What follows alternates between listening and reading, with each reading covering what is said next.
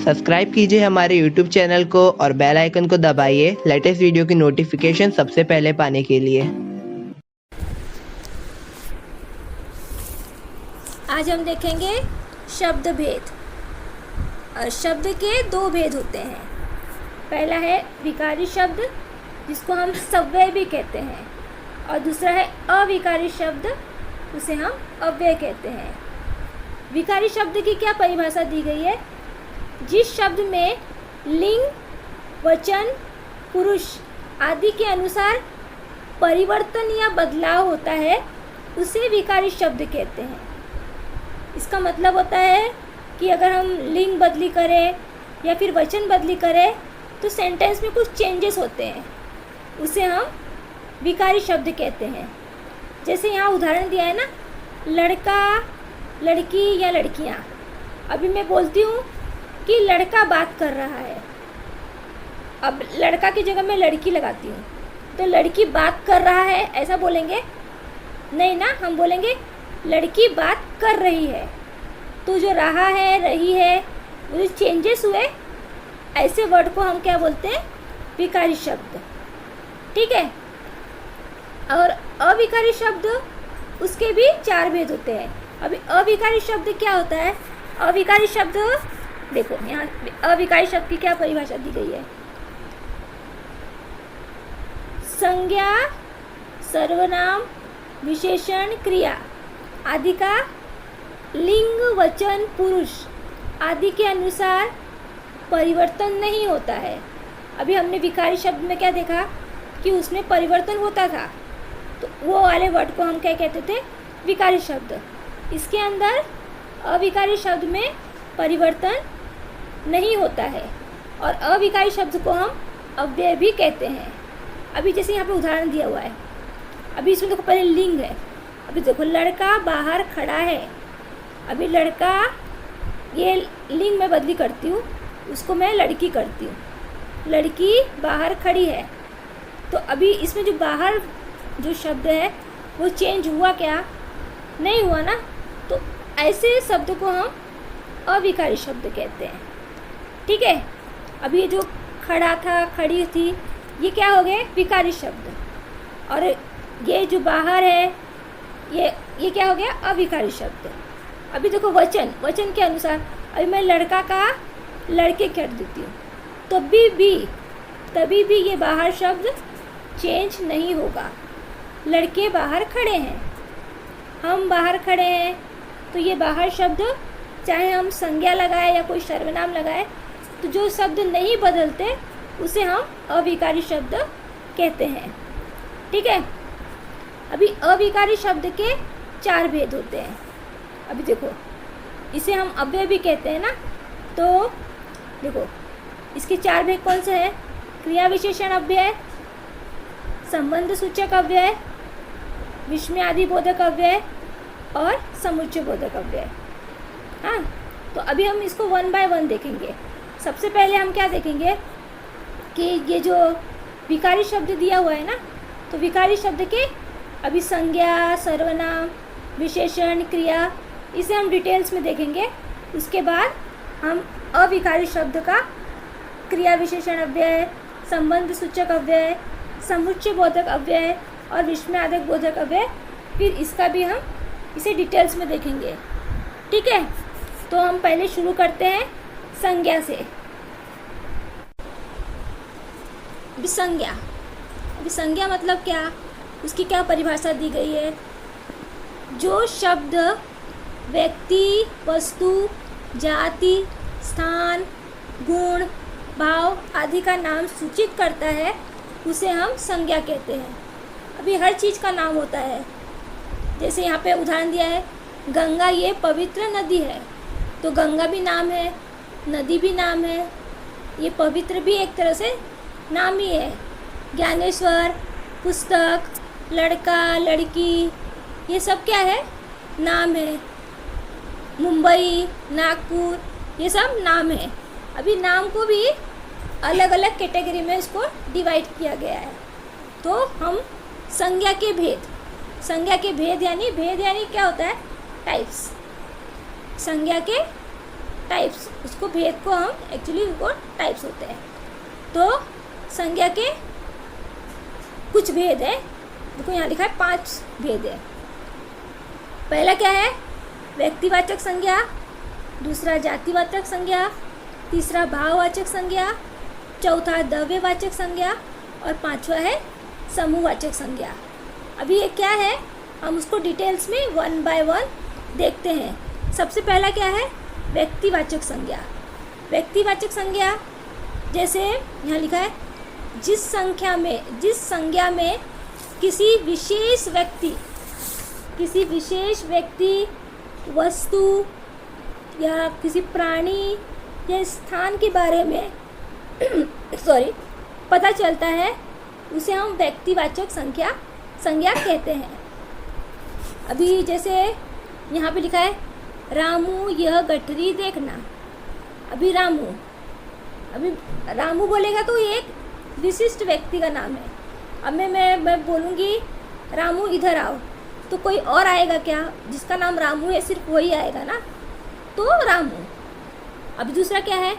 हमने हिंदी में बातचीत की। अभी हिंदी बोलेगा तो हम जो हिंदी बोल रहे हैं उसी में उसने बातचीत की, तो हमें पूरा क्लियर होता है कि क्या हो रहा है। ज्ञान बाबू के मुख पर विजय का आनंद था। अभी ज्ञान बाबू एक नाम है।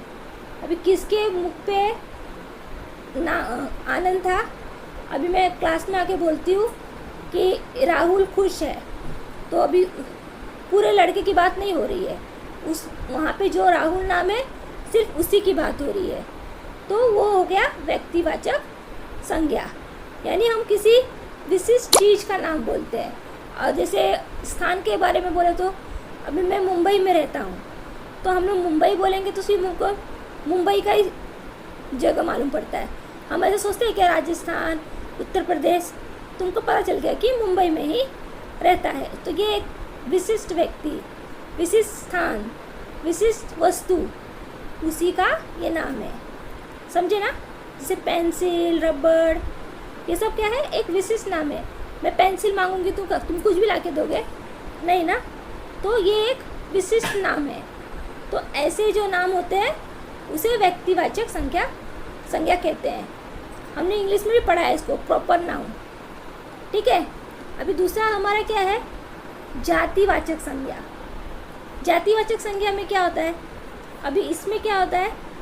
जिस संज्ञा से अपने पूरे वर्ग और पूरी जाति का बोध होता है। अभी हमने प्रॉपर नाउन में क्या देखा? अभी व्यक्तिवाचक संज्ञा में क्या था? रमेश को बुलाया तो रमेश आया। इसमें ऐसा नहीं, इसमें क्या है? जैसे पूरी जाति का बोध होगा। जैसे मैं शहर बोलूँगी तो शहर, कौन सा शहर?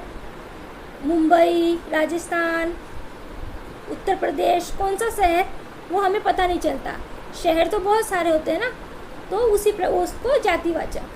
अभी मैं बोलती हूँ इस लड़के को बुलाओ, तो अभी कौन सा लड़का, उसका नाम नहीं बोल रही हूँ। तो ऐसे जो वर्ड है वो जातिवाचक में आते हैं। अभी देखो नौकर बाहर गया है। अभी नौकर बोलेगा तो बहुत सारे नौकर है। कौन सा नौकर गया है? अगर वो नाम दिया होता है तो वो व्यक्तिवाचक होता, लेकिन ये जातिवाचक। वहाँ एक अध्यापक बैठा हुआ था। अभी टीचर जो जॉब होते हैं, अध्यापक, कौन सा अध्यापक? कुछ फिक्स नहीं है। पक्षी हवा में उड़ रहे हैं, पक्षी, तो उसमें सब पक्षी आ गए, कौवा, कबूतर सब आ गए। अब मैं खाली बोल दी कौवा उड़ रहा है तो वो हमारा व्यक्तिवाचक हो जाता, लेकिन ये पक्षी है। प्राणी आ रहे हैं, जा रहे हैं, तो प्राणी में सब प्राणी आ गए, है ना। घोड़ा बेचारा क्या कर सकता था? अब घोड़ा बोलूँगी तो सब घोड़ा आ गया। ठीक है ना। तो ये हमारा जातिवाचक हो गया। अभी नेक्स्ट हमारा है भाववाचक संज्ञा। अभी ये क्या है? जिस संज्ञा में किसी वस्तु या व्यक्ति के गुण, दोष, भाव या दशा का बोध होता है। जैसे जिस संज्ञा में हमने भावनाओं का पता चलता है उस संज्ञा को भाववाचक संज्ञा कहते हैं। जैसे होशियारी हो गया, बचपन हो गया, खुशी हो गया, गुस्सा हो गया, ये सब हमारे भाव है। तो ऐसे को हम क्या बोलते हैं, भाववाचक संज्ञा। अभी एग्जाम्पल में यहाँ क्या लिखा है, यहाँ लिखा है बुढ़ापे के कारण वो चल नहीं सकता। तो ये जो बुढ़ापा है वो क्या है, एक तरह से भाव हो गया ना, वो बुढ़ापा है। अभी दूसरा देखो, भगत जी को क्रोध आ गया, क्रोध भी भाव है। तो जिसमें हमें भाव का पता चले वो भाववाचक संज्ञा होता है। ये बहुत इजी है। देखो, सुधन ईमानदारी से काम करता है, ईमानदारी हमने इंग्लिश में एब्स्ट्रैक्ट नाउन सुना है ना, बिल्कुल वही है ये। तू अभिमान करना छोड़ दो, अभी अभिमान, अभी घमंड, ये सब क्या है, भाववाचक संज्ञा है। ठीक है। अभी नेक्स्ट हमारा क्या है, द्रव्यवाचक संज्ञा। इसके नाम से ही पता चलता है, द्रव्य यानी क्या, धातु, वस्तु, है ना, वही। देखो परिभाषा क्या दी गई है, जिस संज्ञा से अनाज, तरल पदार्थ यानी तेल, पानी होता है ना उसको, धातु यानी सोना, चांदी, वस्तु जैसे कागज, कपड़ा वगैरह आदि का बोध होता है, उसे द्रव्यवाचक संज्ञा कहते हैं। अभी जैसे लिखा पे हो, दूध शहद से सस्ता है, तो दूध तरल पदार्थ है ना, तो ये द्रव्यवाचक संज्ञा हो गया। ये भी नाम ही है ना एक तरह से। सोने से आभूषण बनते हैं, तो ये धातु है, सोना भी तो एक नाम है, तो ये द्रव्यवाचक संज्ञा। राजा ने थोड़ा सा पानी पिया, पानी तरल पदार्थ है, उसे एक कागज पड़ा हुआ मिला। कागज क्या बोलते हैं हम, कागज तो वस्तु है ना, तो ऐसी जो चीज़ होती है वो द्रव्यवाचक संज्ञा में आती है। अभी नेक्स्ट हमारा है समूहवाचक। समूहवाचक भी इजी है। समूह से मतलब हमें ग्रुप का एक बोध होगा, जो जिसे सुनने पे लगे कि हाँ ये एक समूह है, ग्रुप। जैसे भीड़, सेना। अब मैं बोलूँगी फूलों का गुच्छा, तो एक फूल है क्या उसमें, अब मैं बोलूँगी मैंने उसे फूलों का गुच्छा दिया, तो तुम्हारे दिमाग में एक फूल तो नहीं आएगा, यानी फूलों का गुच्छा। अभी सेना, वो सेना को लेकर आया है, तो अभी एक आदमी को तो लेके नहीं आया होगा। तो जिसमें हमें भीड़ का, समूह का बोध हो, क्लास वगैरह अपनी कक्षा होती है, क्लास, तो वो समूहवाचक संज्ञा हो गया। इजी है ना। हाँ, अभी देखो इसमें यहाँ पे उदाहरण क्या दिया है, डाकघर में बड़ी भीड़ थी। अभी भीड़ से पता चलता है कि वहाँ बहुत जन होंगे। वह एक फौज में दाखिल हुआ, फौज बोलेगा तो सेना। एक सप्ताह बीत गया, अभी सप्ताह भी बोलेगा तो ग्रुप है ना, 7 दिनों का ग्रुप है। मैंने अपने परिवार को श्रीनगर भेज दिया, तो परिवार एक जन से तो बनना नहीं होता, तो एक ग्रुप का बोध हो रहा है, तो ये हमारा हो गया समूहवाचक संज्ञा। अभी